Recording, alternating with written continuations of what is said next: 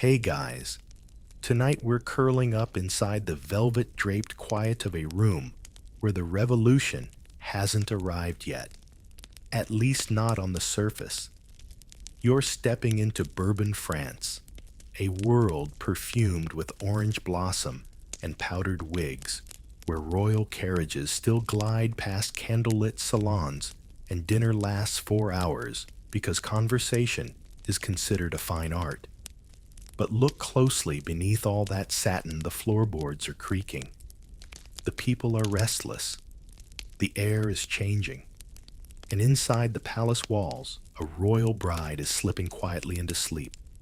She will outlive the court musicians, outlive her jewels, outlive the entire system that arranged her marriage. But for now, she sleeps and dreams and pretends none of it is crumbling. So before you get comfortable, take a moment to like the video and subscribe, but only if you genuinely enjoy what I do here. And if you're listening from somewhere far from here, I'd love to know. Drop your location and local time in the comments. Now dim the lights, maybe turn on a fan for that soft background hum, and let's ease into tonight's journey together. You begin at Versailles, though not the wing you'd expect. The Hall of Mirrors gets all the attention, gleaming chandeliers, diplomats posing dramatically, Marie Antoinette gliding through like she owns light itself. But you're not there. You're in one of the quieter apartments, tucked beneath the gilded chaos.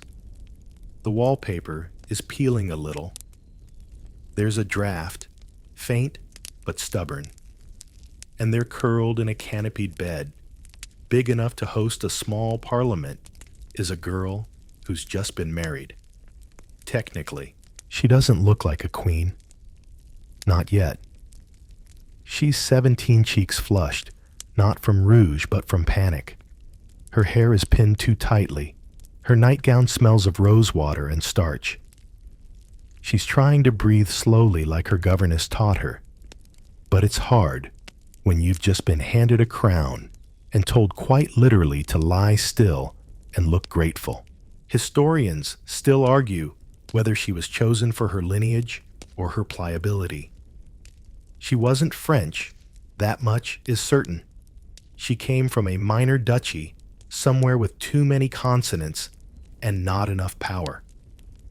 Her family had just enough noble blood to matter in name and just little enough leverage to be ignored once she was sent away.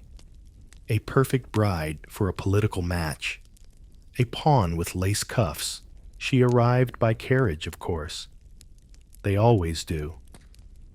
The roads were muddy that spring, and her shoes embroidered satin were ruined by the time she stepped into the marble vestibule.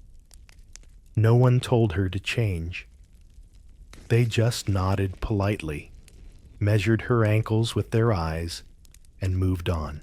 The ceremony was opulent, but oddly muted.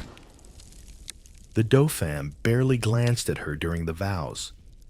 One ambassador recorded in his diary that the bride looked as if she were trying not to vanish. Another noted the awkward moment when the ceremonial sword fell from its cushion and landed with a thud that echoed through the chapel like bad foreshadowing. She doesn't remember much of it now. Just the heat, and the whispers, and how heavy the veil felt when it slid over her shoulders. Her first night in the royal chambers was spent not in passion, but protocol. She was undressed by women she didn't know their hands cold and quick. Her corset was loosened with the care of unwrapping a fragile gift no one really wanted. A physician waited in the next room, not out of concern for her health, but to witness the consummation. For proof, for dynasty, for politics. The bed was never touched. Instead, the young bride lay there, eyes wide, listening to the distant sound of fountains. The Dauphin had retired to his study. He preferred books to bodies. A fact the court tried to ignore, then explain then use against him depending on the political weather. In the morning, she was praised for her discretion, for her patience, for her calm, feminine mystery. As one courtier put it, apparently unaware, he was describing a girl who had simply given up asking questions. Her days settled into a pattern almost immediately. Wake before dawn, be dressed in silence, sit for morning lessons in etiquette she already knew, spend the afternoons walking through gardens too perfectly sculpted to feel alive, smile at the king, curtsy to the queen, avoid the mistresses, don't speak unless spoken to, and most of all, never ever ask when her husband might return. Some fringe accounts claim she began sleepwalking in those early months. A maid once found her on the palace roof barefoot, murmuring Latin conjugations to the stars. Another swore she had seen the girl sketching escape routes into the margins of her devotional book. Of course, none of this made it into the official records. Officially, she was serene, poised, an ornament in human form. You might think she was lonely, and she was. But more than that, she was confused. Not just by the rules of court, which changed daily depending on who had fallen out of favor, but by the sheer weight of existing without being seen. She could feel herself fading, like tea diluted day after day, until it was just water with memory. So she began sleeping, not out of laziness, out of strategy, out of necessity. Sleep was the only place no one could edit her. In dreams, she wasn't a wife, or a duchess, or a symbol. She was just her. Sometimes she dreamed of her old dog, who used to chew on her slipper ribbons. Sometimes she dreamed of running never toward anything, just away. And sometimes she didn't dream at all, just floated, weightless, unnamed. Her ladies-in-waiting noticed, of course. One even mentioned it to a physician who prescribed a tonic of lavender and crushed pearls. It didn't help. She poured it into the flower bed when no one was looking. She didn't want to be fixed. She wanted to disappear correctly. The court called her delicate, which in Versailles was code for irrelevant. Her lack of children was blamed on her fragile constitution, though the Dauphin's disinterest was the more obvious cause. Whispers began, as they always do, that she might be sent away, that her marriage could be annulled, that her presence was unlucky. But she remained, a figure in the background of portraits, a name read aloud during ceremonies but never quite remembered. The revolution was still years away, but something had already begun to crumble. Not in the streets, inside her, quietly, like a letter burned from the inside out. You sit with her now, in the hush of those heavy curtains, while outside, Versailles hums with decadence and denial. She sighs in her sleep, not from sorrow, from relief. Because for a moment, just one stolen moment, she doesn't belong to anyone. The palace does not miss you when you go quiet. It simply adjusts. Like a great glittering machine that reroutes its energy, it turns toward louder voices, prettier faces, fresher gossip. And you become part of the wallpaper, always present, never noticed. In a place like Versailles, invisibility isn't tragic. It's expected. You begin spending more time in the petit appartement, a modest set of rooms tucked away from the grand salons. They were given to you as a gesture so the princess may have her peace, they said, as if peace was something a 17-year-old bride could wear like perfume. But in truth, no one wanted to see you too often. You reminded them of the Dauphin's awkwardness, his unreadable silences, his failure to produce heirs. And Versailles does not tolerate reminders of failure, no matter how delicately powdered. Historians still debate whether your husband avoided you out of coldness, fear, or simple immaturity. He was, after all, just a boy in a man's coat, more interested in clock mechanisms than kisses. One ambassador remarked that he once heard the Dauphin speak animatedly for nearly an hour about the tensile strength of wrought iron. You never heard him speak that long, not to you, so you became fluent in silence. You learned how to glide across parquet floors without sound, how to respond with half smiles, how to drift out of a room before being asked to leave. Your only confidant was an aging lady-in-waiting named Agnès, whose knees cracked when she bowed, and who smelled faintly of nutmeg. She taught you how to nap in a corset, how to feign interest in embroidery, how to recognize which courtiers were dangerous by how quickly they offered compliments. One morning while brushing your hair, Agnès whispered, "Don't speak first. If you speak first, they know you're still hoping." You nodded. From then on, you didn't. You start sleeping more afternoons, evenings, any moment not claimed by duty. Sleep becomes not just a refuge, but an occupation. Your dreams become detailed, curated. You see yourself walking through gardens that don't exist, wearing dresses you've never owned, having conversations that end in laughter instead of protocol. In these dreams, you are never a queen, just a girl with her own name. The palace starts calling you the sleeping bride, though never to your face. A joke at first, then a cautionary tale. Servants gossip that you sleep to escape a haunted mirror, that your soul visits the future when you close your eyes. One chambermaid swears she saw you float an inch above your bed, though she later admits she'd been drinking. You don't mind the rumors. They keep people from asking real questions. One of your few diversions is the music room. It's rarely used now fashion has moved on from harpsichords to more public displays of wit, but you like it there. The windows are high, the light is gentle, and no one expects you to perform. Sometimes you run your fingers across the ivory keys. Not to play, just to feel them. Cool, smooth, real. It's in that room.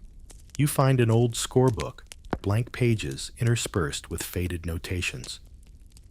You begin writing in it not music but thoughts. Lines of dialogue from your dreams. A list of questions you'll never ask. At the top of one page you write, "What would I have been if I were not selected?" You never answer it. The ink blots slightly in the corner where your hand hesitated. Outside France is simmering. The bread is harder to find. The laughter at salons a bit more forced. There are murmurs about debt, about harvests, about taxes. The king holds more masquerades. You don't attend. You say your stomach aches. Your head spins. Your shoes don't fit quite right. Everyone nods politely. They're relieved. One less mouth. One less story. You begin taking slow walks through the hall of battles when no one is there. The paintings loom above you. Generals' horses' endless triumphs painted in dramatic motion.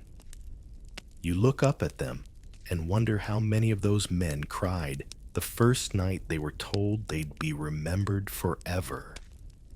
History forgets tears. You don't. One afternoon, you pass a group of visiting nobles. They don't notice you at first, and you hear one of them say, "Isn't that the one who never leaves her rooms? They say she weeps in her sleep." You smile faintly. You haven't cried in years. You're not sure you even remember how. By now, the Dauphin has taken a mistress. Quietly, discreetly, but it's known. You meet her once at a formal dinner. She's charming, older, confident. She leans in close to you and whispers, "It's not personal, dear. Just habit." You admire her for saying it out loud, and you hate her just a little for the same reason. At night, you begin locking your door. Not because you fear anyone coming in, but because it feels like claiming a choice, a boundary, one that isn't granted by etiquette or title.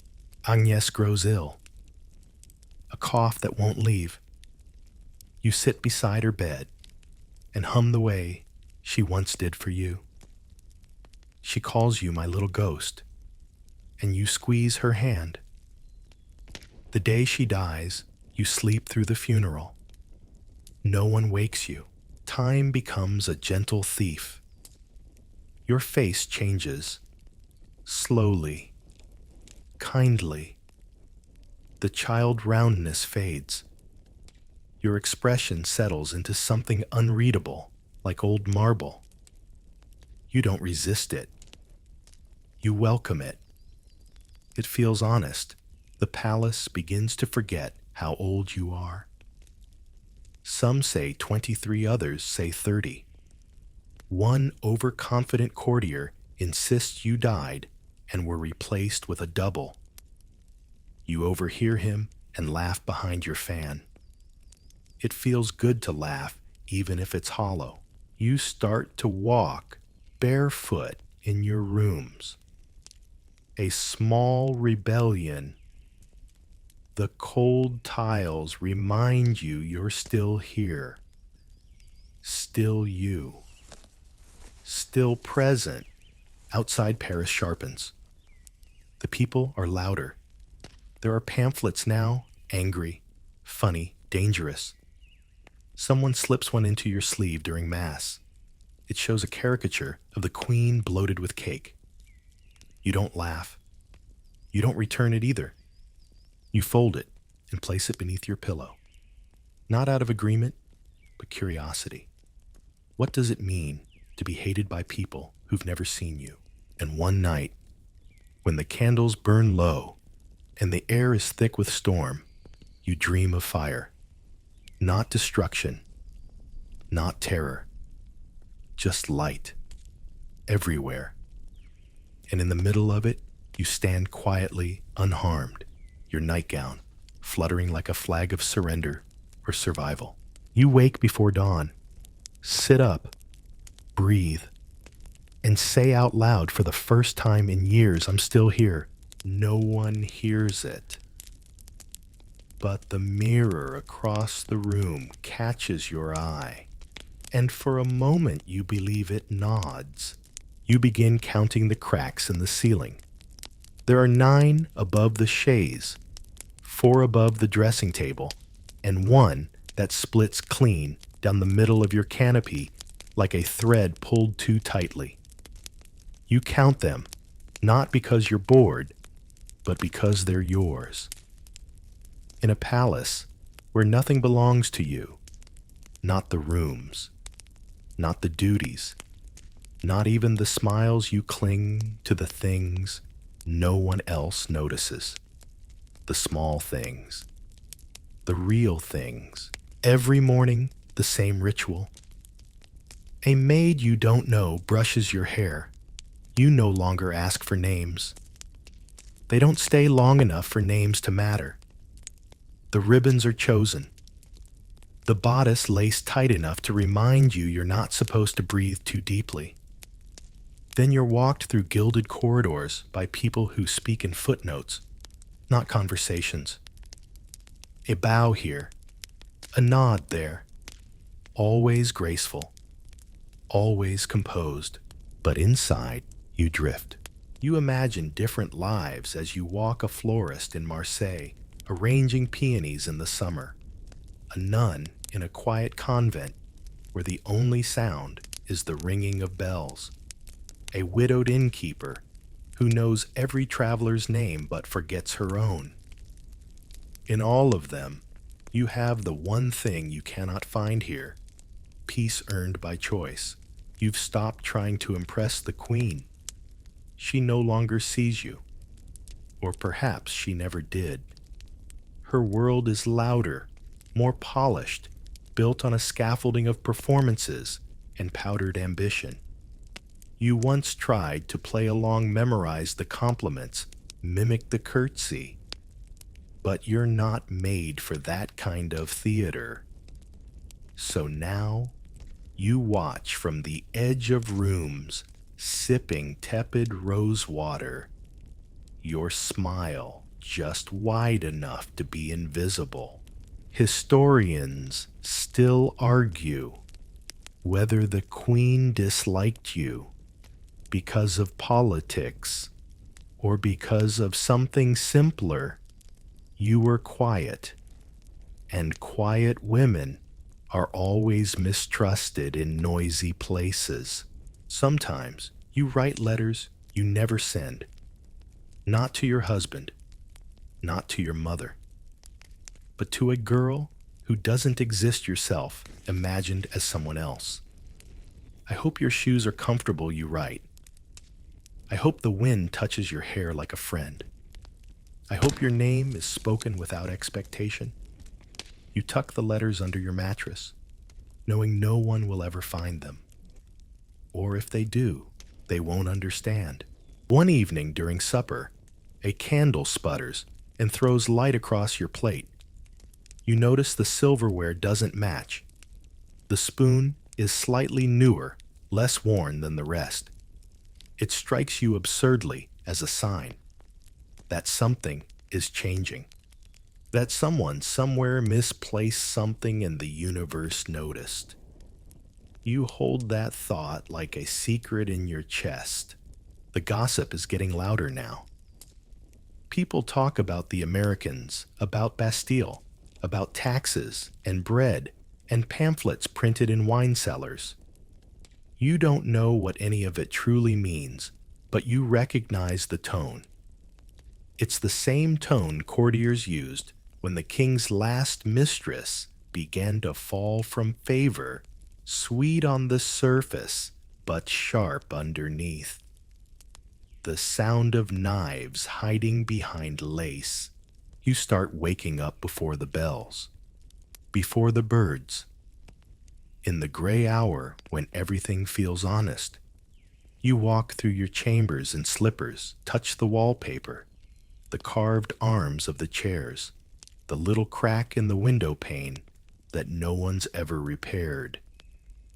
You begin to see these not as things you're trapped by, but things that have witnessed you, held you, silently endured your presence when no one else did. Old Monsieur Riche, the steward of your wing, begins to greet you differently. Not louder, but slower, with intention. One morning he says, "I've seen many things here. You may not believe it, but stillness is a form of power." You nod, unsure if it's advice, a compliment, or a warning. Maybe all three. One day, as you sit in your private salon, a breeze sneaks through the window and knocks a porcelain teacup from the ledge. It shatters instantly. A perfect, unforgiving sound. No one rushes in. No one asks if you're all right. You pick up one of the pieces, a curved shard edges catching the light like a smile with secrets, and press it into your palm just long enough to feel the shape. Then you let it go. Your sleep changes. No longer escape but instruction. You begin to dream of ancestors, faces you've never seen, dressed in rough linen, or royal robes, each speaking a word in languages you don't understand but feel. You wake with phrases on your lips. Stay soft. Leave windows open. Don't ask for apologies from ghosts. On one of your solitary walks through the South Gallery, You hear a child laughing, bright, wild, free. It echoes off the marble like a song no one rehearsed. You freeze. You hadn't realized how long it's been since you heard joy without performance. You turn a corner. The child is gone. You pause beside a statue of Diana, goddess of the hunt. She stares out into nothing, bow, half-lowered expression, unreadable. You get it, you whisper. You were never made to be caught. And for a moment, you let yourself believe she nods in return. One morning, the mirror won't lie to you. The line near your mouth is deeper. Your eyes are a little softer, like they've let go of something heavy. You trace your reflection gently and say, I forgive you. Not for anything specific, just for everything. The letters you write change. No more imagine girls. Now you write to the walls, to the wind, to the memory of your own shadow. Don't erase me, you write once. Just let me fade where I choose. And one day, as if summoned by your quiet readiness, the world finally knocks louder. A royal announcement, a change in court, something involving your title, something involving new alliances. You don't flinch. You fold the paper carefully and place it on the table. You know the drill. A new role, a new set of ribbons, a new set of instructions for how to disappear without making anyone uncomfortable. You turn back to the window, and for the first time, you leave it open. The wind dances in without asking permission. You smile. Let it lift a page. Let it steal a sigh. You've learned to live in the breath between revolutions, and when it comes, when the drums begin to sound outside the palace, when the masks start to fall, when the gold begins to tarnish, you won't be surprised. You'll already have practiced letting go, not as surrender, as release. The first real sign of change doesn't arrive with a trumpet or a bloodied flag. It arrives with silence and absence where noise used to be. The halls that once bustled with courtiers now echo with their retreat. Fewer footsteps, fewer voices behind the tapestries, fewer eyes watching your every movement with the sharpened curiosity of those who had nothing else to do. You notice it first in the dining hours. Meals are served later. Bread is harder. Wine is rationed. Then it creeps into the wardrobe, less embroidery, fewer choices, a forgotten lace cuff not replaced. You've lived long enough inside these rooms to know what real change feels like. It doesn't knock politely. It seeps in, slow and invisible, until the old world has vanished while you are still rehearsing your lines. The queen is nervous. You see it in the way her ladies fuss more with her collar, in the way she clutches her dog a little tighter. There are meetings now, long ones behind doors that used to stay open. Words like mob petitions, assembly float through the air like ash from a far-off fire. You pretend not to hear them, not because you don't understand, but because understanding comes with consequences. One evening, a footman drops a tray. The clang startles everyone, but it's his reaction that catches you. He flinches, like he expects punishment. Then something even stranger happens. No one scolds him.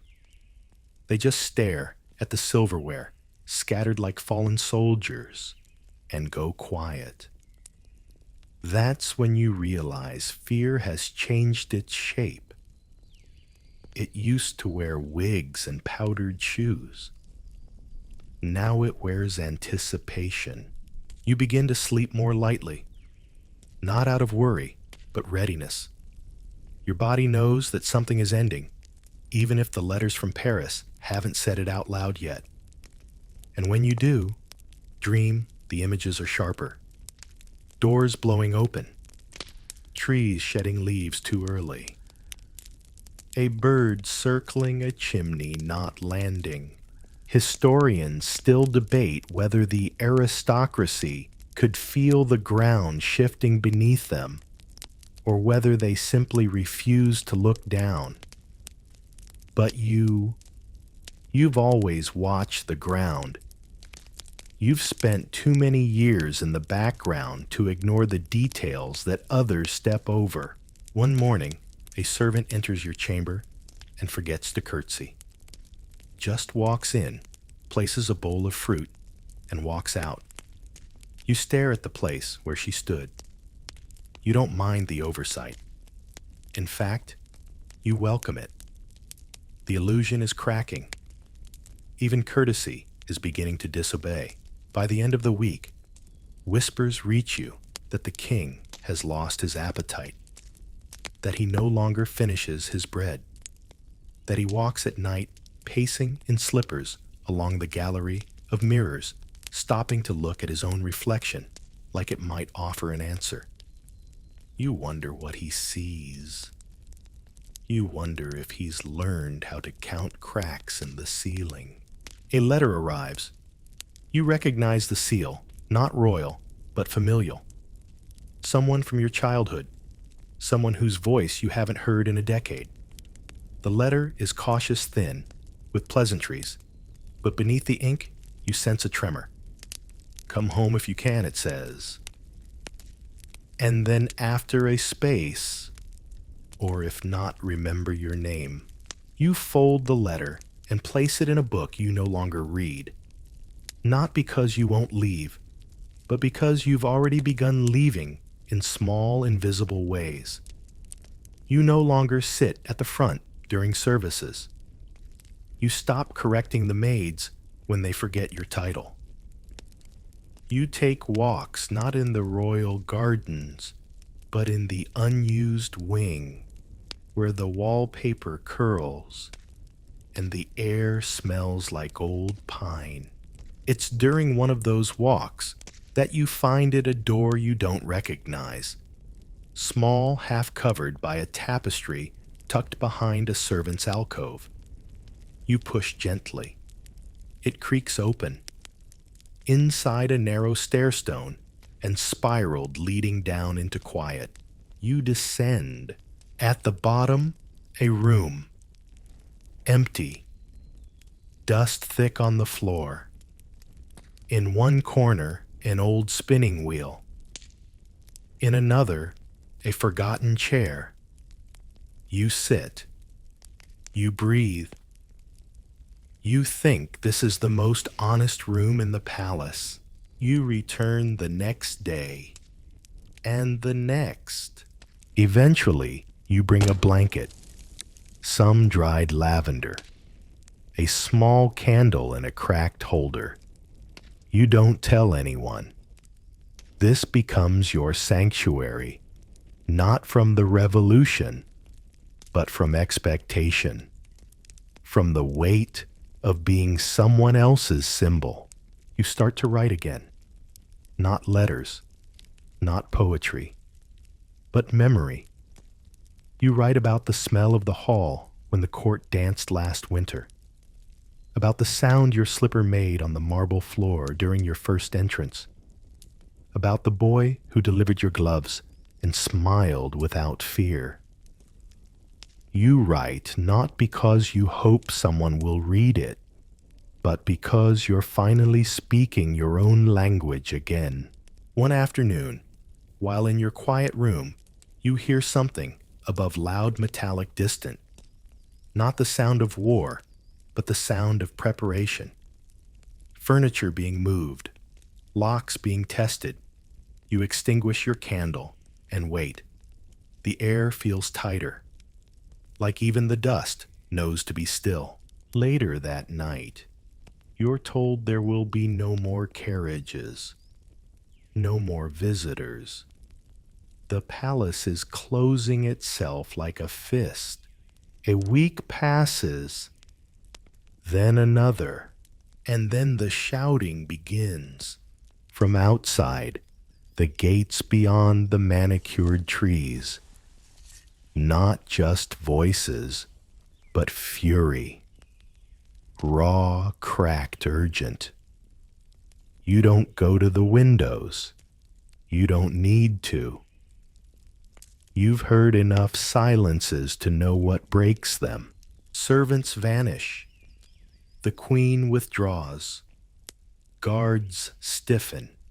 And you go to your quiet room and begin tearing out the pages of your diary, folding them into small squares, tucking them behind bricks, under floorboards, into the hollow of a chair leg. You are not hiding. You are planting. And one day, maybe someone will find them, not to publish, not to parade, but to understand. To hear the real heart that beat beneath the silk, because history will remember the flames, the guillotine, the speeches shouted from balconies. But someone somewhere deserves to remember the girl who slept through it all, not out of ignorance, but out of knowing. When the world doesn't need your voice, it needs your quiet presence.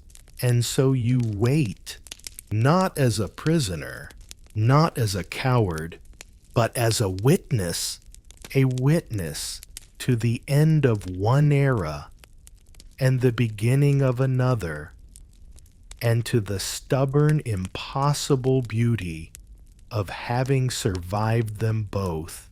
The palace changes in small but unmistakable ways.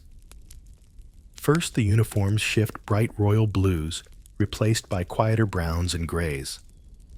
The guards no longer wear feathered hats.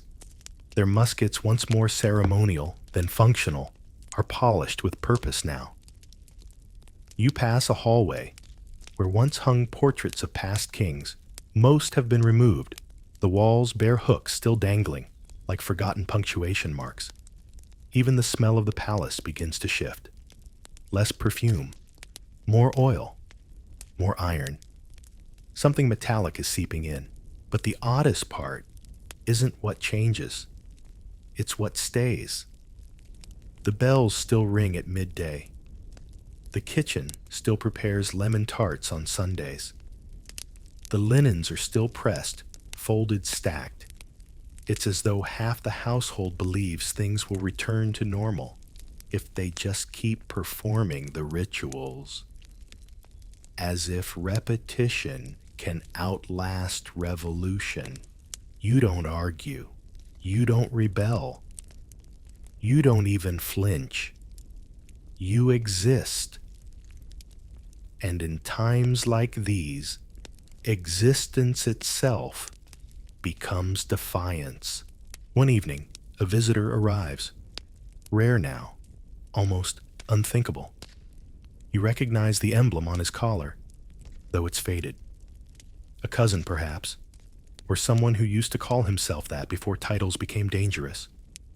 He doesn't bow, just nods, and the message is clear. Things are no longer what they were. He brings news, but speaks in riddles. The gates are watched. The baker's son joined them. Even the statues are shaking now. You nod. You understand more than he thinks. You've lived among silks and whispers long enough to know how to read silence. He offers to help you leave. You decline, not out of loyalty, not even out of fear, but because you've come to realize that leaving won't save you from history. Staying, however, might let you shape it. even if just a little. Besides, where would you go? You've outlived most of the world that remembers your real name. The rest only knows the version printed on dinner menus and seating charts. Her Grace, the Marchioness, the spare bride.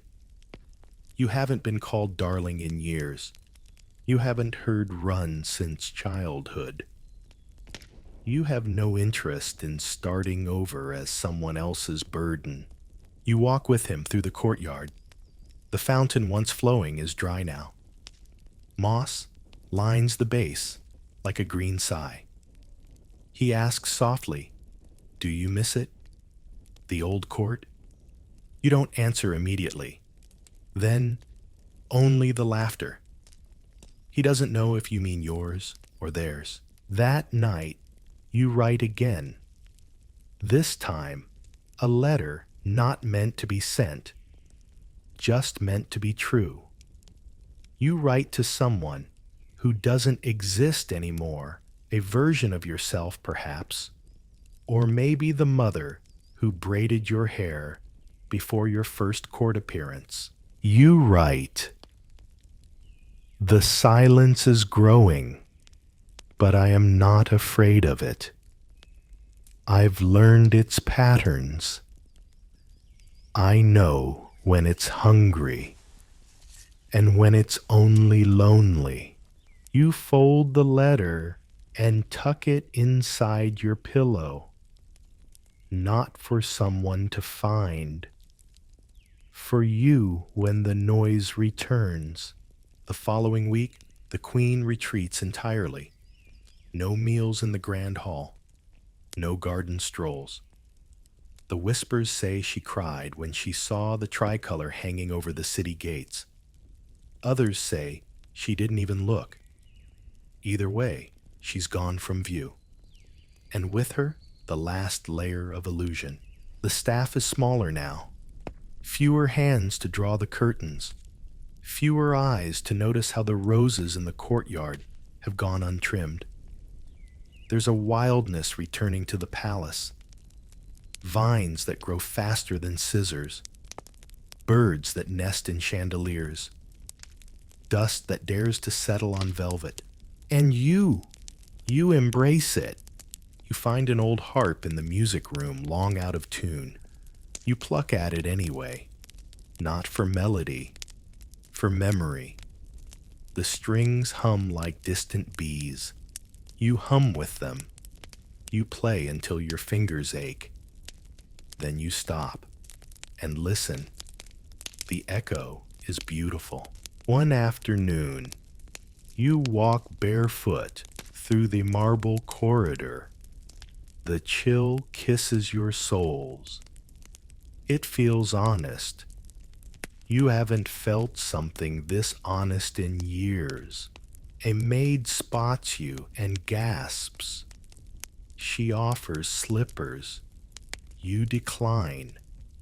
She smiles not out of obedience, but out of shared rebellion. The old rules are dying. You let them. Historians still argue whether the nobility truly understood the revolution's cause, or if they merely mourned their own inconvenience. You don't pretend to understand every demand carved into protest banners, but you understand grief, and that's what this feels like. A nation grieving the version of itself it was taught to admire. And like any grief, it lashes out. It reclaims. It burns. The palace prepares. Locks are checked twice. Secret doors are reopened. Tunnels you only ever heard whispered about suddenly become lifelines. You walk one of them, escorted by a footman who looks too young to carry a sword. He leads you into a chamber with no windows. He says, if they breach the gates, this is where you wait. You look around. Dust. Cold walls. A single chair. No, you say gently. If they breach the gates, I'll be in the garden. He doesn't understand. But that's all right. Not everyone is meant to. You spend more time in the garden now. You tend it with your own hands, awkwardly at first, then with surprising grace. The roses no longer bloom in perfect symmetry. The lavender has gone wild. And the jasmine. The jasmine thrives like it knows something you don't. You find a small toad beneath the fountain basin. He blinks at you like an old friend. You name him Jean. You sit on the stone bench and read aloud. No one listens, but the breeze turns pages as if curious. You laugh. Once. It echoes. One evening, someone shouts your name, not your title, not Madame, but your real name, the one almost lost. You turn, no one there, just the wind or memory. Either way, it feels like enough. That night, the stars return clearer than they've been in years. The city is quieter. No carriages, no music. Just the soft crackle of unrest sleeping for a moment. You stay awake, not because you fear the dawn, but because finally you're no longer afraid of being forgotten. You have become part of the walls now, of the garden's scent, of the notes still hiding in that old harp. And even if the gates fall and the crowd rushes in and your name is never sung again, you were here. And you remember the morning after the tricolor appeared atop the city gates. The palace woke up to something no one could quite name, a hush too deep to be mere quiet, a pause not born from etiquette, but from anticipation. You rise as you always do, but the routine feels like it belongs to a different century. Your maid, only 15 eyes, always darting brushes your hair in silence. She doesn't ask if you slept. You didn't. But it wouldn't have mattered. Sleep feels ornamental now, like lace on a dress no one wears anymore. The halls smell of wax and worry. Somewhere in the West Wing, someone is weeping. You don't investigate. The palace, once a place of curated elegance, is peeling, literally. Gold leaf curling at the corners of doors. Silk wallpaper sagging from humid nights. No one has the energy to maintain the illusion anymore. You find yourself avoiding mirrors, not because you fear aging. No, you've made peace with every new line. It's because the face that stares back feels too still. You've learned to hide emotion beneath layers of stillness, the way courtiers hide ambition behind compliments. But now, with no one to impress, that stillness looks like absence. And you're not absent. You're watching. The revolution hasn't breached the palace yet, but it has certainly entered your bones. You walk slower, not from weakness, but deliberation. Every footstep is a conversation with the floor, asking, will you hold me today? So far, it always does. But even stone knows how to crack. A courier arrives. No uniform. Just mud-caked boots and a letter sealed in plain wax. He doesn't bow, doesn't even speak. He hands the letter, nods and leaves, like a ghost trained in brevity. You open it slowly. Inside, an invitation, or perhaps a demand, a tribunal. Names being compiled. questions being prepared. Your name, yours, with all its borrowed syllables, is among them. You're not surprised, but it feels surreal, like someone else's fate borrowed your address. That night, you remember your wedding. Not the pageantry, but the shoes. Too tight. They cut into your heels with every step, and you smiled through it. You bled into your stockings, and no one noticed. That was your first lesson in royalty. Even pain must be elegant. And now, years later, the world wants to dissect that elegance to determine what crimes it was hiding. You want to tell them, sometimes a silk glove is just cold fingers trying to look warm. But they wouldn't believe you. Not yet. You go to the garden again. The jasmine is blooming, wildly unruly and fragrant. You sit beside it, breathing deeply. You think, if I must be questioned, let it be here. Let them ask about power and cruelty and silence while bees buzz lazily nearby. Let them see that the world went on blooming, even while kingdoms fell. You make tea, yourself.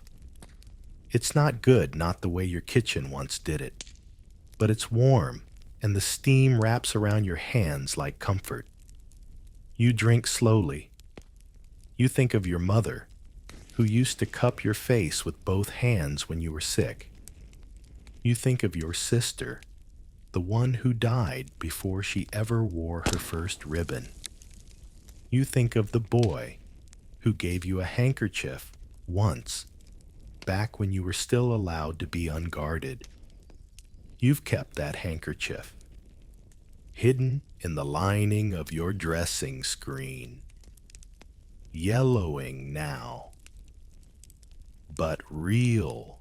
A knock at your door, gentle, hesitant. A young woman, barely more than a girl, enters holding a bundle. Clothes.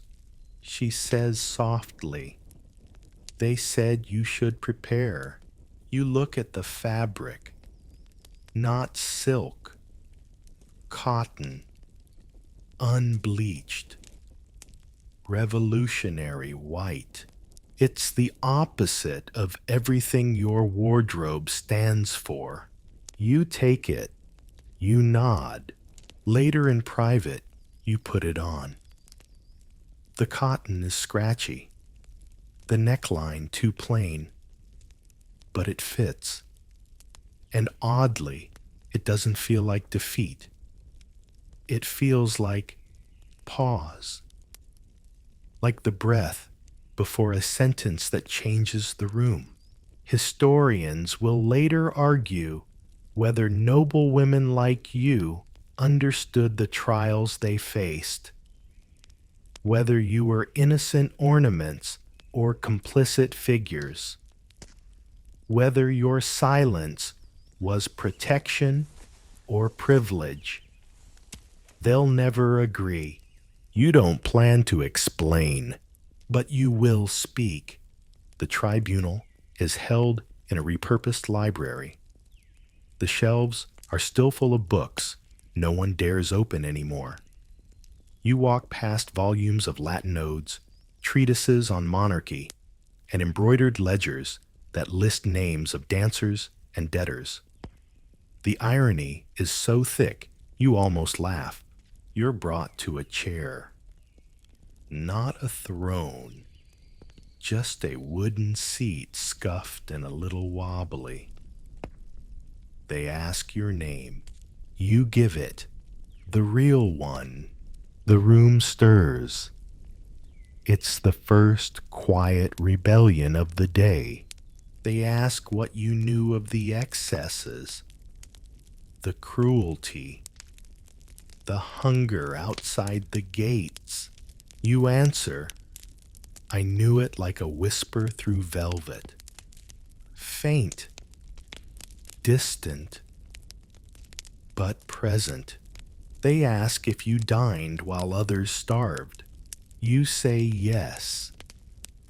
And the shame of it took years to find me, but it did. They ask if you resisted.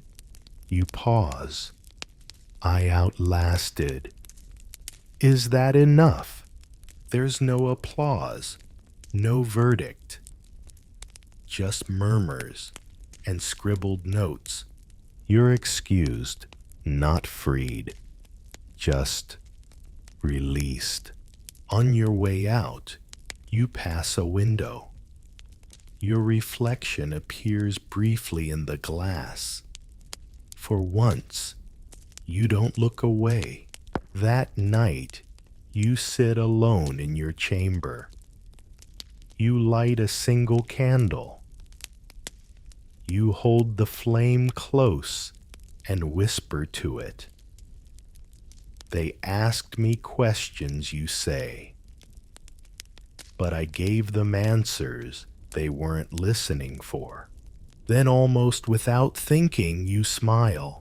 It's not a victory smile, not smug, just real.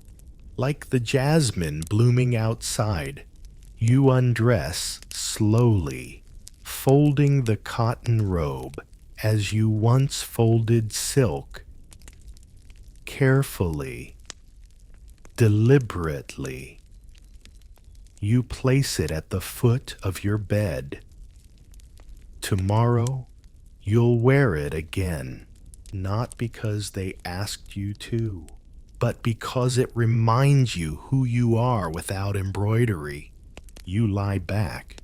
You stare at the ceiling.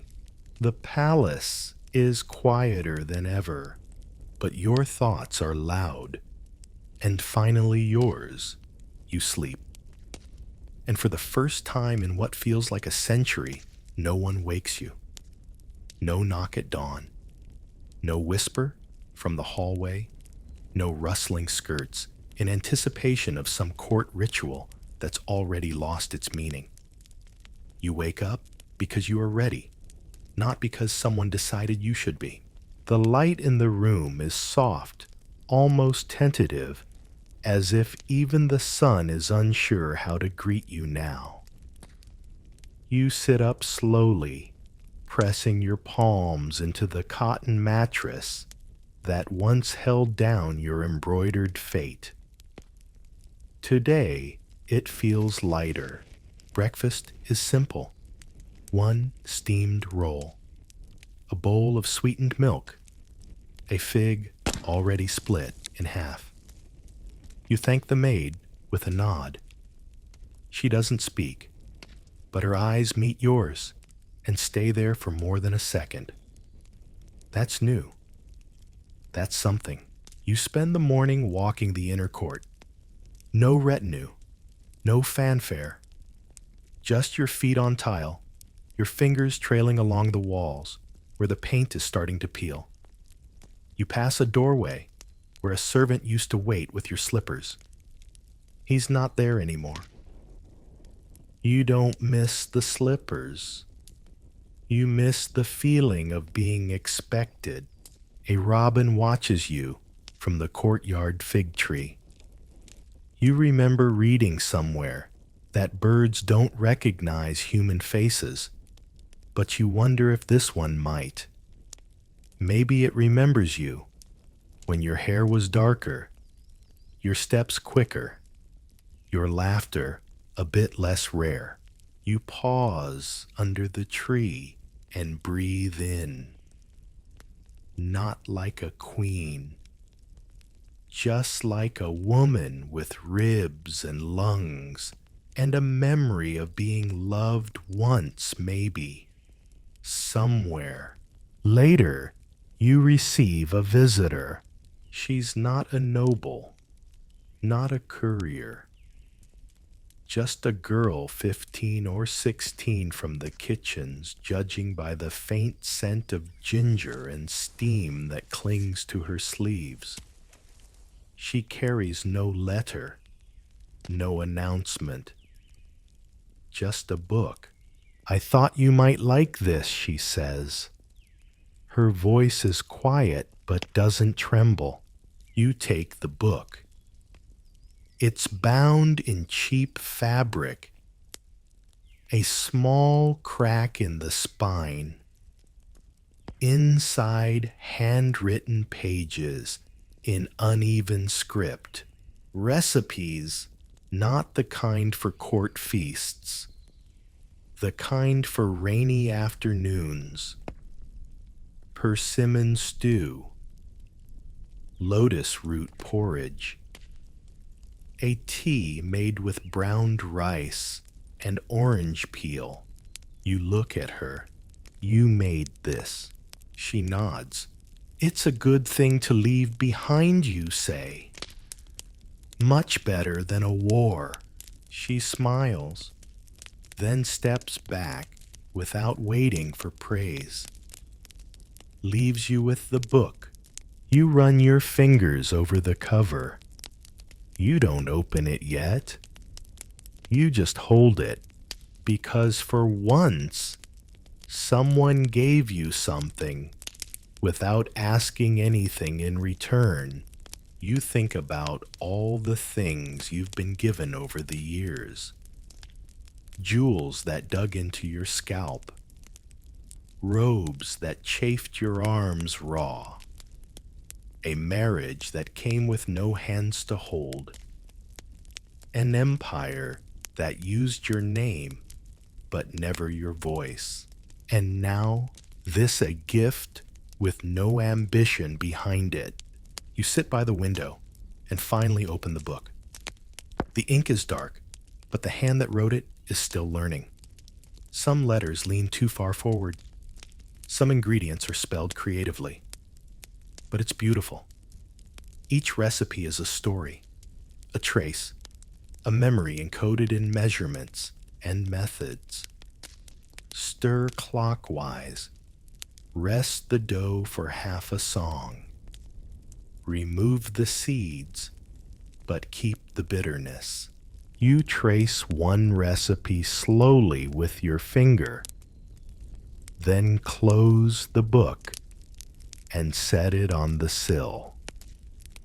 Maybe tomorrow you'll ask the girl to show you how to make the rice tea blend. For now, it's enough to know it exists. That afternoon, the air shifts again.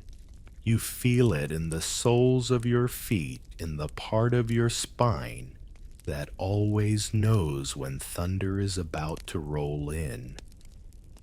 But it's not thunder this time. It's people. Outside in the distant gardens, voices rise, not shouts, but firm declarations. Another change is coming. Another renaming, perhaps. The palace no longer belongs to the crown, they say. It belongs to the people. You smile faintly. Let them have it. Let them walk these halls and try to repaint them. Try to scrub out the old names. Let them discover the hidden stairways, the rooms that never stayed warm, the windows that whistled no matter how tightly they were latched. Let them live here long enough to realize a palace is not a throne. It's a memory machine. You go to your writing table. You take out your brush. You don't write a protest. You don't draft an apology. You write a list, not of grievances, but of small things worth preserving. 1. The robin that returns every 5th day. 2. The way the moonlight hits the garden wall in winter. 3. The old maid who once sang lullabies to herself while folding your robes. 4. The sound of tea boiling too long but still being drunk. 5. The corner of your room where the floor creaks no matter what. You don't sign the list. You don't need to. Anyone who understands will know. And if they don't, that's fine. You place the list inside the recipe book. Then close both gently. That night, you light a candle, not out of need, but for company. You hold your own hands for a moment. They're dry-lined, no longer beautiful in the way paintings insist women's hands should be. But they are yours, and they have outlasted kings. You lie down with your eyes open for a while, not thinking, just being. And before sleep finds you, you whisper to the ceiling, "They will come. They will touch these walls. They will rename what I was. But they will never unknow me." And with that you rest, not because it's night, but because you've earned the peace. The next morning arrives with no fanfare, no bells, no shifting guards at the threshold. Only the warmth of sunlight climbing slowly up the stone walls. You stretch before you rise, not because anyone is watching, but because it feels good to inhabit your body fully again, this aging body that once belonged more to the empire than to you. You let your feet touch the floor, slowly. It's cool today. The kind of cool that makes tea taste sharper and silk feel softer. You choose your robe deliberately, not the embroidered one with cranes, not the red one reserved for ceremonial nonsense, just the pale green silk that reminds you of the apricot trees from your childhood. You sit by the window to comb your hair. No maid helps you today, not because they forgot, because you asked them not to. It feels strange at first, like undoing a habit sewn into your bones. But as the comb slides through each section, you find rhythm again. You hum under your breath. Not a tune exactly, just something warm. Outside, the garden is alive in a quiet, stubborn way. The leaves are starting to yellow, curling at the tips, like they're bowing to the season. The plum tree stands in the corner, gnarled and glorious. You remember when it was planted 28 years ago. A gift from an official whose name you never learned. For prosperity, he said. It never bore much fruit, but it held on. Like you did. That afternoon, old Shen visits again. He doesn't knock. He simply enters with 2 cups of warm tea and a scroll under his arm. You raise an eyebrow.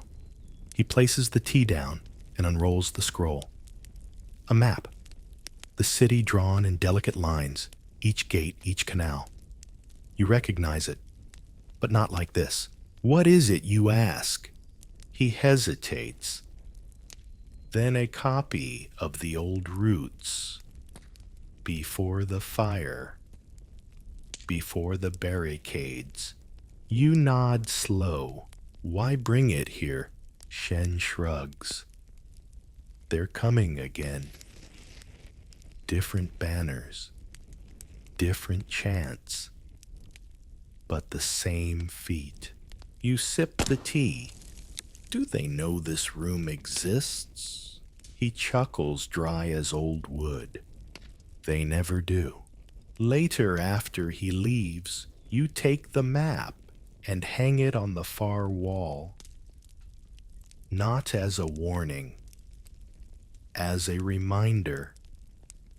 The palace is not eternal, but neither is erasure. That evening, the girl comes again, the one with the recipe book. She's carrying a small box this time. Inside is rice paper, a brush, and a block of ink shaped like a rabbit. Will you teach me? She asks. Not timid, just curious. You look at the ink, then at her. What do you want to learn? Anything she says. Something real. You nod. Slowly. You gesture for her to sit. And so it begins. You teach her how to grind the ink first. Slow circles, gentle pressure. Impatience ruins the pigment, you say. She listens. Then the paper. Not too dry. Not too wet. Then the strokes. You start with your old name. Not the one they gave you. The one they never wrote down. One stroke at a time. She copies it, hands shaking slightly. But the form is there. Next you teach her poetry. Not to write it, to feel it. You recite one aloud, one of your favorites. She asks what it means. You tell her. Then tell her the version your mother once whispered when you scraped your knee. All things return. Even joy. Just slower. The girl returns every day. The room begins to change. There's laughter again. Quiet but bright. A breeze is let in. Even the guards nearby start nodding when she passes. She brings pears, stories, questions you'd forgotten how to answer. One day she asks, "Did you ever love the emperor?" You pause. "No," you say, "but I almost loved the idea of being loved." She understands. The girl brings a mirror the next time. Smaller than yours. She places it beside you and says, "Let's draw each other today. You haven't drawn in decades, but your fingers remember." Her eyes are too big. Your cheeks are too sharp. But the portraits laugh back at you, and that's enough. That evening, you write her name beside yours on a slip of silk. "You're not mine," you say, "but I leave this place to you anyway." She doesn't answer. She just holds the silk. Outside the city rumbles. Not close. Not yet. But nearer than yesterday. You can hear the chants sometimes. Not in anger.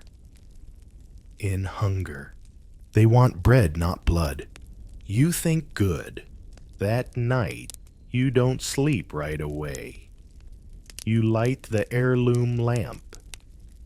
You sit beside it and write one final poem. Just 7 lines. You leave it untitled. Then you fold it, place it inside your old pillowcase, and you whisper to no one. Let them find this when it's time. In the courtyard, the wind shifts again, and the stars blink in soft agreement. The next morning arrives with a strange softness. Even the air feels quieter, like it's holding its breath with you. You rise slowly. There's no urgency there hasn't been for decades, but something about today makes your hands move with a certain reverence. You reach for your robe and notice it has been folded more neatly than usual. The girl must have come in earlier, tiptoeing like a shadow, leaving order in her wake. You move to the table, where the inkstone has already been prepared. A cup of tea sits beside it, still warm. Not too sweet, not too weak, exactly how you prefer it. You sip and look out the window. The city is barely visible from here, just the tips of rooftops and faint columns of smoke rising from breakfast fires. But you don't need to see it to know what it's feeling. It's restless, hungry, alive in ways the palace forgot how to be. You close your eyes and listen, not just to the birds or the distant clatter of servants, but to the echo of your own breath, the faint creak of the floor under your feet, the hum of silence wrapping itself around everything. It's not oppressive anymore. It's intimate, like the walls are whispering back. At midday, the girl returns with a bowl of soup and 2 apricots on a porcelain plate. She doesn't speak, just places them on the table and lingers by the doorway. You motion for her to sit. She does. You pick up 1 apricot and hand it to her. She hesitates. "I brought it for you," she says softly. You smile. "Then share it with me." She smiles back and takes a bite juice, catching at the corner of her mouth. You offer her a cloth, and she dabs at it with the practiced awkwardness of someone still learning that care can be quiet. After lunch, you both begin cleaning the ink brushes together. She hums a tune you don't recognize, but you nod in rhythm. The quiet between you isn't empty. It's full of recognition. You don't ask her about her family. You don't ask why she ended up here in this quiet wing of a crumbling palace. Some stories don't need to be told to be understood. Later, you show her a wooden box. Hidden beneath the floorboards, one even old Shen has likely forgotten. Inside are scraps of silk, a lock of hair wrapped in paper, a pair of embroidered slippers from your first winter in the palace. You let her touch them. She holds the slippers carefully. "You had small feet," she says. You laugh. "I had strong feet." "That was the problem." She nods, still holding them. "Why did you keep all this?" You think for a moment, "To remember who I was before I was erased." She doesn't say anything, but her eyes tell you she understands. As dusk falls, the sky turns the color of plum skin. You sit outside on the stone step, your robe trailing along the ground. The air smells faintly of smoke, but the wind carries it away before it becomes unpleasant. You look up at the stars, just beginning to blink into view, and think about how many nights you've spent doing this, waiting for nothing, hoping for less surviving anyway. The girl joins you. She places a folded blanket over your shoulders without asking. You don't thank her. You simply reach for her hand and hold it lightly. "There's something in the air tonight," you say. She looks up. "What kind of something?" "The kind that tells you change is coming, but not whether it's good or bad." She squeezes your hand. "Then we'll watch it together." Inside the palace is quiet, but not dead. Servants still bustle in the distance. Lanterns still flicker. Somewhere, someone is laughing too loudly at something not funny, and the sound carries faintly through the corridors. You return to your room, and light the lamp again. It casts golden shapes on the walls. You remove the scroll you've been working on and read the last lines. They're not perfect. They're not even complete. But they're yours. You add one more line, not a poem, just a note. Whoever finds this, thank you for listening. You set down the brush, and for the first time in years, you lie in bed, not to escape the day, but to hold it gently until sleep comes. The girl leaves quietly after ensuring you're comfortable. She does not look back. She doesn't have to. In the outer chamber, old Shen sits with his pipe unlit. He watches the flicker of candlelight from beneath his heavy eyelids. He hears your breathing and allows himself the smallest exhale. Not relief, not worry, just presence. The palace hums around you, older than memory, younger than grief. Outside, the wind shifts, the peach trees rustle, and far beyond the red lacquered gates in the city's heart, the first bell tolls not for war, not for mourning, but for announcement. Tomorrow, everything may change, but tonight, you are still here, still awake, still entirely, profoundly yourself. Morning arrives the way spring does, when no one is watching quietly, without ceremony, just a different kind of light against the walls. You stir before the girl comes in. Your body knows the rhythm of this palace better than the clocks do. The way the chill softens on your ankles before the sun is fully up, the specific groan of wood when it's time to wake. These are things the young don't notice until they're old. You notice everything now. Today feels slightly off. Not wrong, just unfamiliar. The way a favorite robe feels when it's been mended in a spot you didn't expect. The air tastes different, drier. Your tea arrives late. And when the girl enters, her hair is tied differently, like someone else dressed her. She apologizes softly, then places a folded piece of paper on your table. You look at it, but don't open it yet. You've learned that some messages age better with time. Instead, you return to your scroll, the one with the instructions. You reread the lines about the mirror, the robe, the window.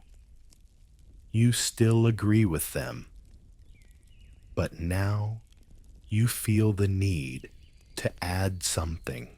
Do not weep over the ink stains. They are part of the story.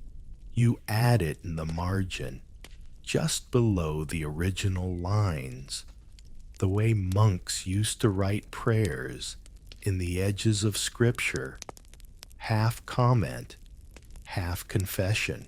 After breakfast, you step outside for a moment. The courtyard is still. Even the koi seems suspended. No servants rush through with trays. No one adjusts lanterns or sweeps pathways. There's a subtle hush, like a story just before the climax. And then faintly, you hear it.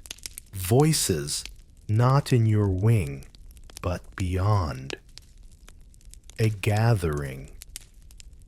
Not the usual shuffling of feet or clatter of bowls.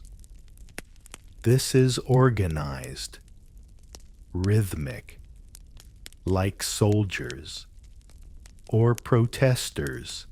You close your eyes. Breathe. Let it pass. You've lived through regimes that rose and collapsed before the ink dried on your name. You've heard of palace coups, whispered through fan language, and herbalist gossip. You've seen eunuchs who served 3 emperors forget the name of the first. And always, always, you've stayed still, not out of fear, but because stillness was your survival. That afternoon, the girl doesn't come. You wait longer than usual. No footsteps. No soft knock.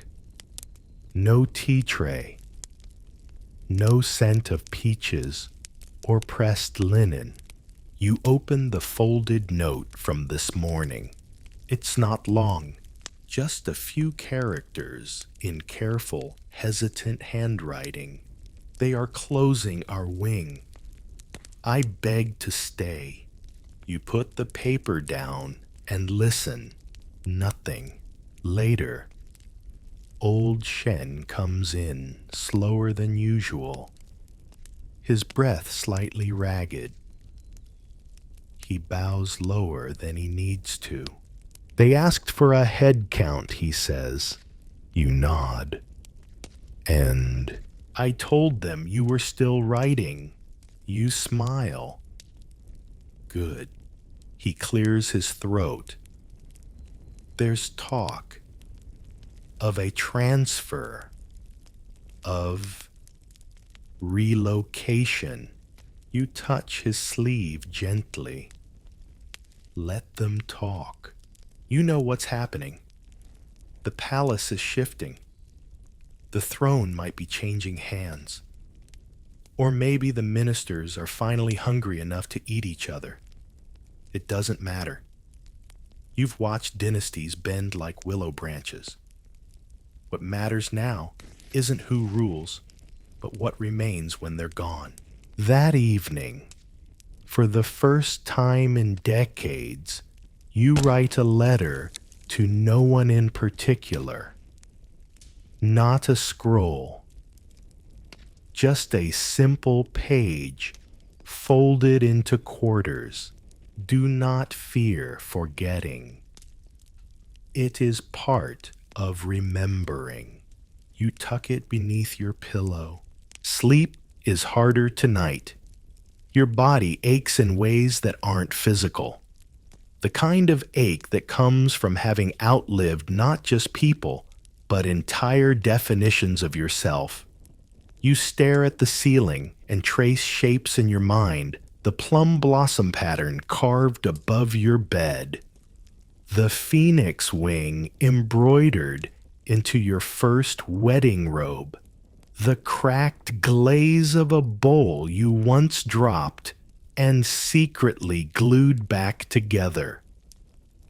Pieces of a life no one else saw.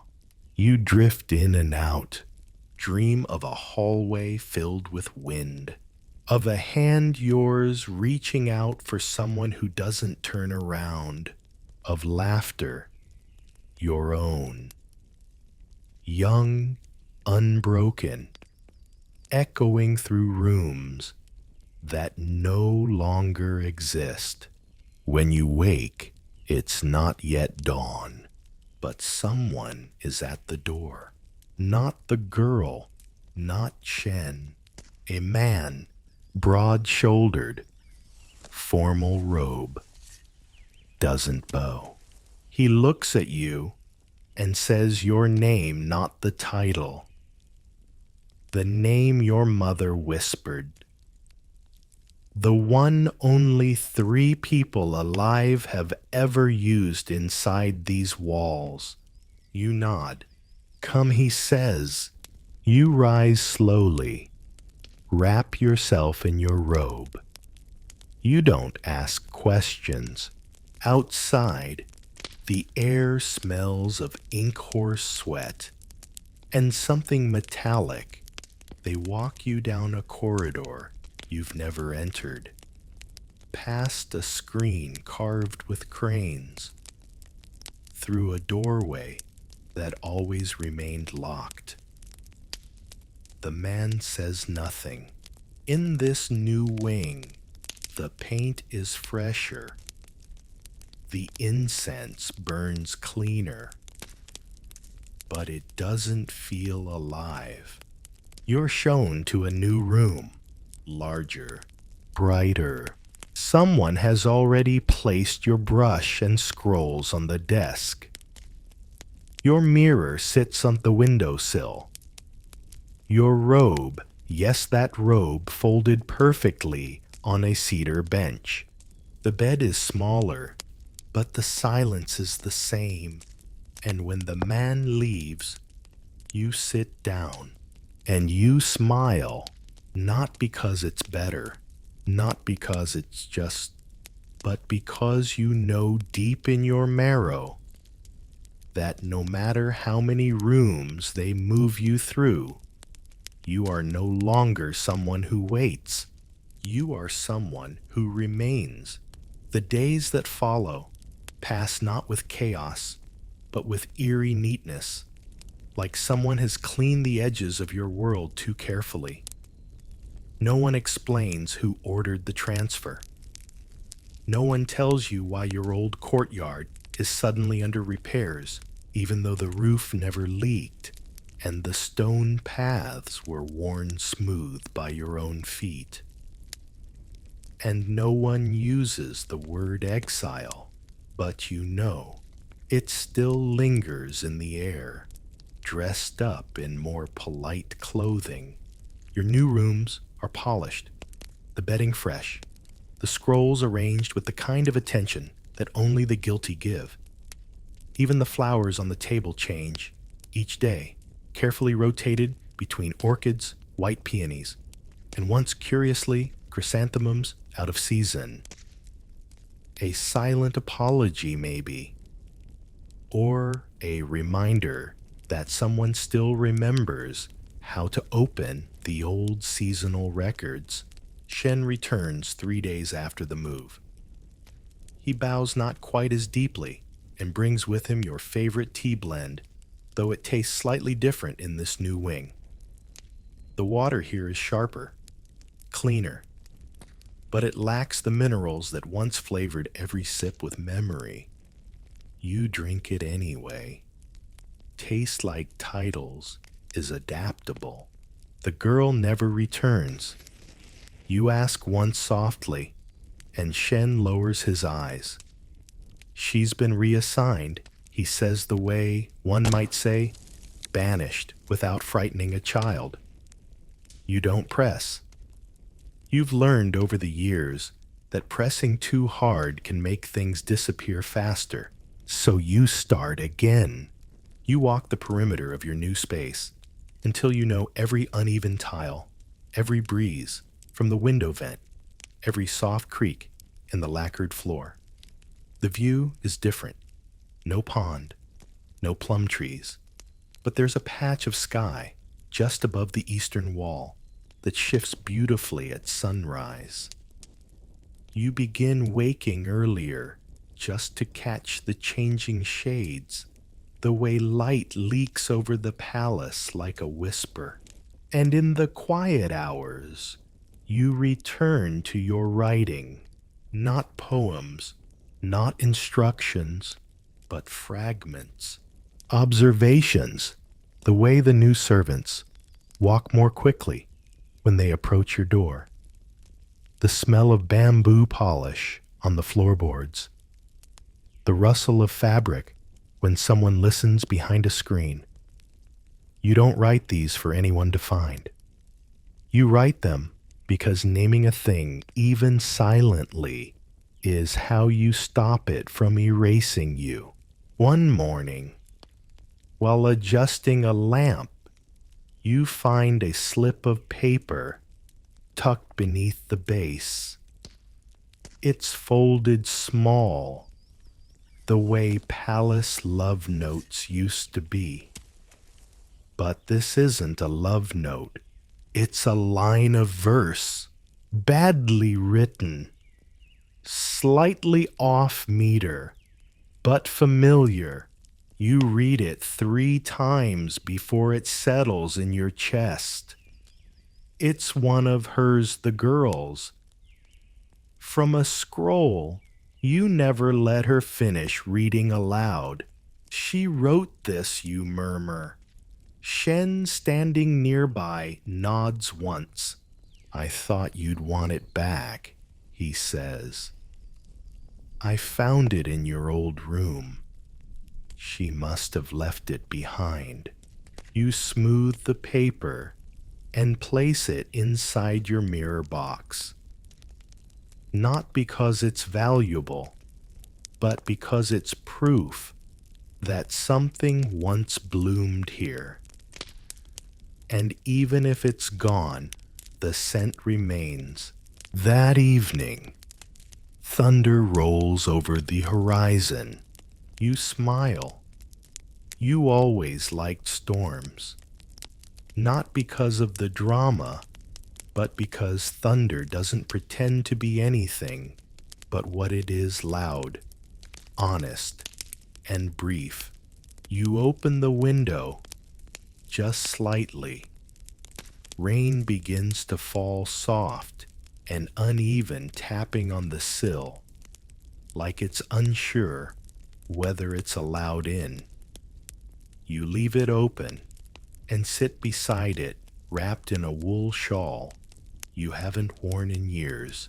For a moment, you imagine being seen, not by history, not by titles, but by someone who would sit beside you and ask, what did it feel like?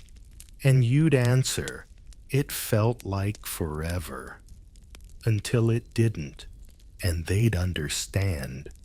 But there is no one here to ask. So you say the words aloud anyway, and let the wind carry them wherever it pleases. Later, when the rain stops and the sky returns to that bruised lavender shade you've always loved, you light the old lamp Shen brought from the first room. It still flickers a little at the base, like it's remembering how to glow. You write one last note, shorter than the others, a single sentence. I am not forgotten because I never truly vanished. You fold it, place it inside the drawer beside your bed. No seal, no ceremony. And then for the first time in what feels like years, you sleep without curtains. No silk drawn between you and the night. No illusion of separation between your breath and the world outside. Just the open air, the quiet hum of a palace that's learning to age, and the peace of having lived a life that refused to be erased. You wake before the sun, though you no longer mark the hour. Time here has softened, melted into gestures and light. Your bones, however, know. They remember the seasons before your mind catches up each stiffness in your joints, a quiet echo of the years you folded, stitched, and endured. You don't call for help. You rise slowly, gripping the edge of the bed with fingers that once held ink brushes steadier than most generals could hold a sword. There's no sound beyond the call of a distant bird. Even the servants are still. The palace breathes but lightly, as though trying not to disturb something sacred. You take your time dressing. The robe is simpler now, unlined, soft worn. You drape it over your shoulders, not for modesty, but memory. It's one of the first you were allowed to choose for yourself. Pale blue, with cloud patterns that never quite match on either sleeve. A flaw in the weave, the tailor once whispered apologetically. But you liked it for that.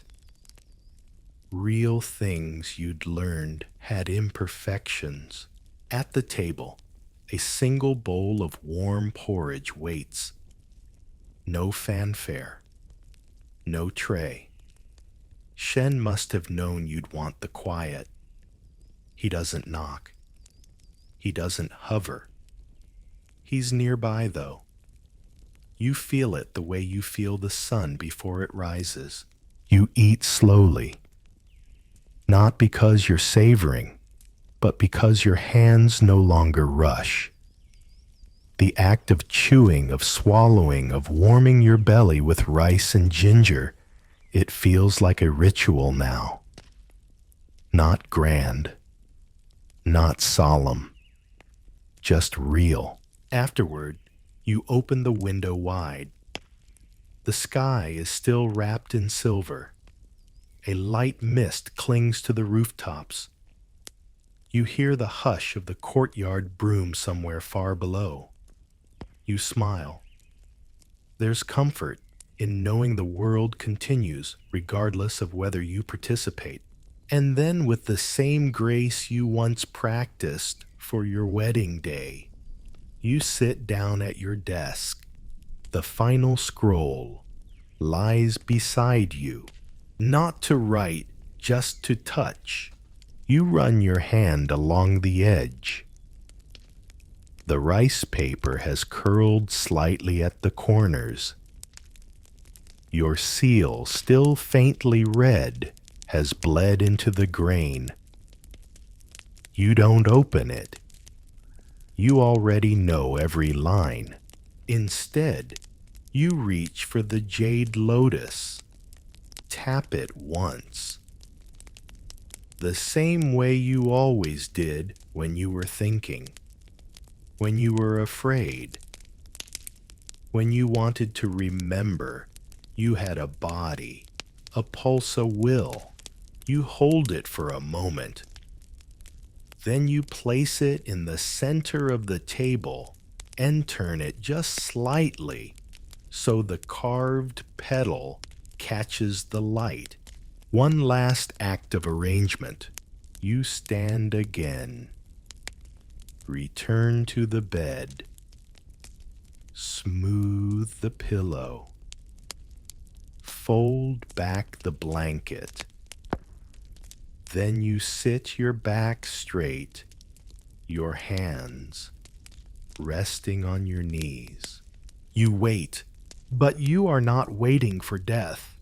You're waiting for the day to begin, and it does, softly at first. Footsteps in the hallway. A clink of porcelain from the next room. The rustle of paper as someone checks the day's roster. Then a knock. You do not answer. You never did not, unless they used your name. Another knock. Then the door opens. It's the girl, not the first, not the second, one of the new ones. Quiet eyes, careful hands. She pauses when she sees you sitting upright, unmoving, but your eyes are open, your lips curved just enough to suggest a thought not yet spoken. She steps inside, kneels, waits. Finally, she says, "Would you like tea?" And though you don't reply, she prepares it anyway. She pours it carefully, the way Shen taught her. She sets it on the low table beside you. Then she folds your blanket across the bench, fluffs the cushion at your back, wipes a bit of non-existent dust from the sill. She doesn't touch the scroll. She doesn't touch the jade. She knows better than to disturb a moment that isn't hers. Instead, she lights the incense, not sandalwood, something milder, sweet osmanthus maybe, and the room begins to breathe. Later, when Shen enters, he says nothing either. He simply bows, closes the window slightly, and places a second cup beside the first. Because even in silence, some things must be shared. And slowly, the palace begins to learn, not through orders, not through records, but through rhythm. The way your steps once sounded at dawn, the way your humming echoed off the walls during rain, the way you tilted your head just slightly when listening to a poem. They remember. The girl remembers, and she begins to write, not poems yet, just phrases. Jade turned once, then stayed still. She liked the light around 6 in the morning. She listened harder than most people spoke. These notes aren't official. They'll never make it into archives, but they will be passed through whispers, through routines, through gestures handed from servant to servant, until one day, years from now, someone will walk past your courtyard and feel something shift in the air.